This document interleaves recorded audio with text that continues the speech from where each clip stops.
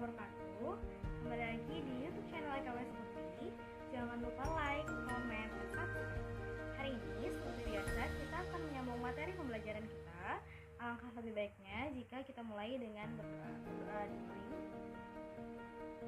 Berdoa selesai. Sekarang silahkan menikmati materi. Semoga bermanfaat.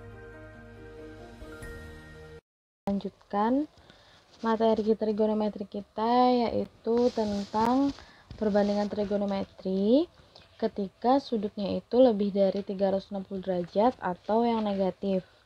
Nah, kalau itu di LKS itu ada di halaman 50 ada, di halaman 47 juga ada. Itu saya simpulkan. Nah, ini sebagian dari kalian belajar ini ketika bulan Ramadan, jadi jangan sampai walaupun Ramadan itu mengurangi aktivitas kalian, membatasinya, malah seharusnya harus lebih produktif lagi. Jadi mohon maaf lahir batin, selamat melaksanakan ibadah puasa bagi yang melaksanakan. Nah, kita langsung saja kita masuki materinya. Nah, di sini perbandingan trigonometri untuk sudut yang lebih dari 360 derajat dulu. Nah, kalau kalian lihat dari gambar, kan seperti yang kita tahu bahwa satu putaran itu kan sudutnya adalah 360 derajat, sehingga jika lebih dari 360 derajat, artinya dia akan melewati dari si sumbu X, dia naik lagi, mengulang dari titik awal lagi. Jadi tergantung dia berapa putarannya.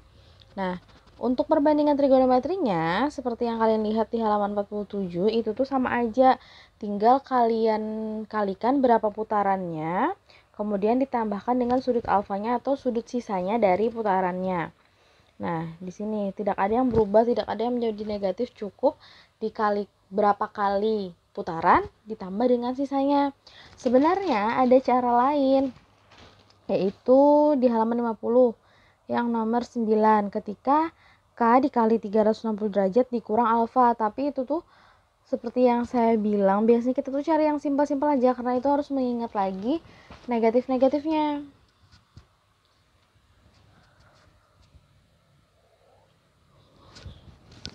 Nah, jadi yang perlu kalian ingat adalah satu putaran itu 360 derajat, dua putaran itu adalah 720 derajat, 3 putaran adalah 1080 derajat, 4 putaran adalah 1440 derajat, dan 5 putaran adalah 1800 derajat. Nah, di sini kalian kalau menemukan sudut yang besar, kalian bisa cari yang mendekati dengan kelima ini, karena biasanya kalau di SMA sih soalnya mentok-mentok sampai kuadran 3, tapi tergantung soalnya sih. Contoh pertama yaitu adalah sin 390 derajat. Nah, yang kalian ingat adalah 390 derajat itu kan kalaunya satu putaran tadi 360. Kalau dua putaran tadi adalah 720. Berarti kalau 720 kan nggak mungkin. Jadi kita tulis di situ 1 dikali 390 derajat, artinya satu putaran. Nah, satu putaran tadi kan 390 derajat, berarti 390 tadi coba kamu kurangkan dengan 360, jadinya adalah ditambah dengan sisanya, yaitu 30 derajat. Nah, kemudian jadinya sin 30 derajat. Nah, kebetulan simpel saja, sin 90 derajat adalah 30 derajat adalah setengah. Kemudian contoh yang kedua adalah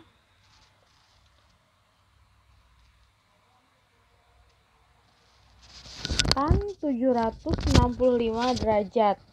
Nah, di sini itu artinya kan 360 derajat melewati nih. Lebihan masih banyak.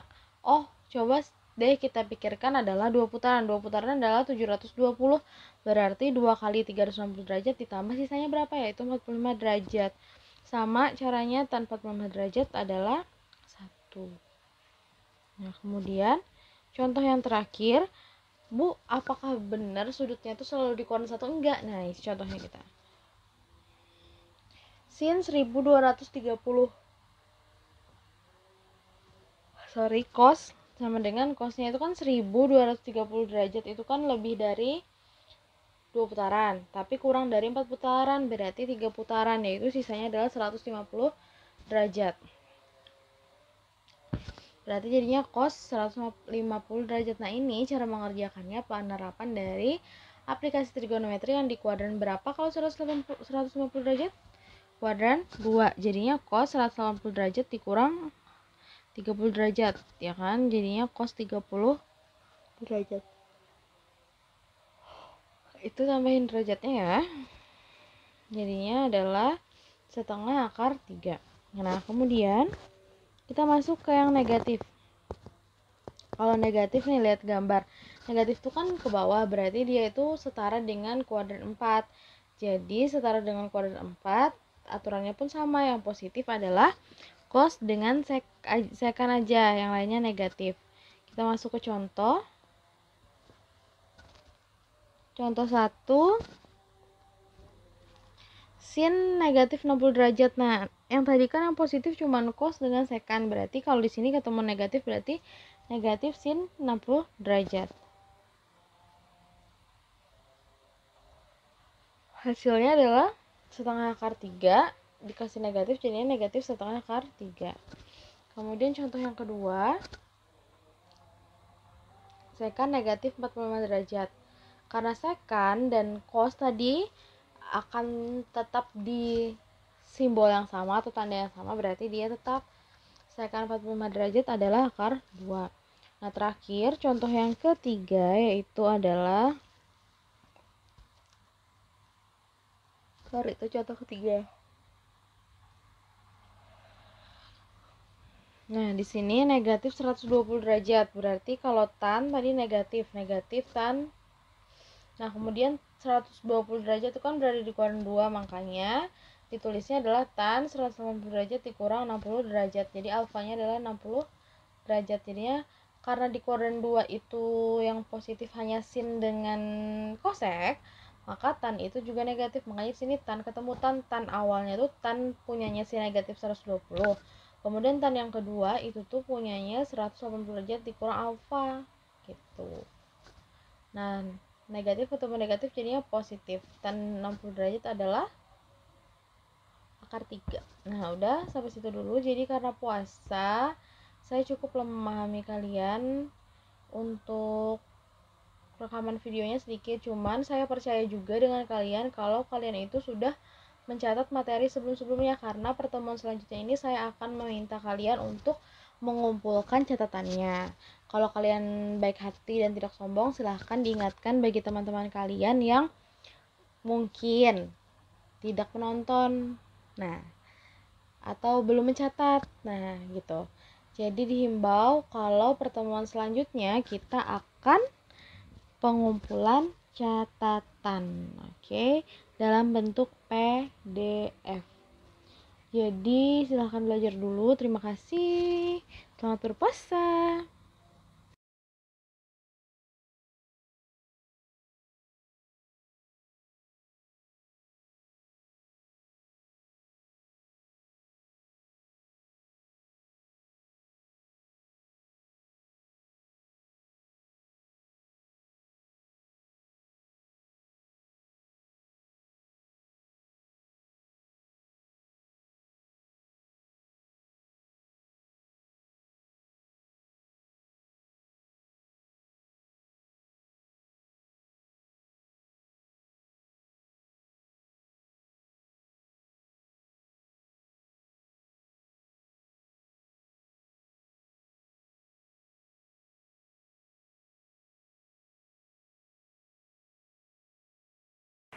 Demikianlah materi kita hari ini. Jika ada pertanyaan, silahkan tulis di kolom komentar, atau untuk murid-murid saya, silahkan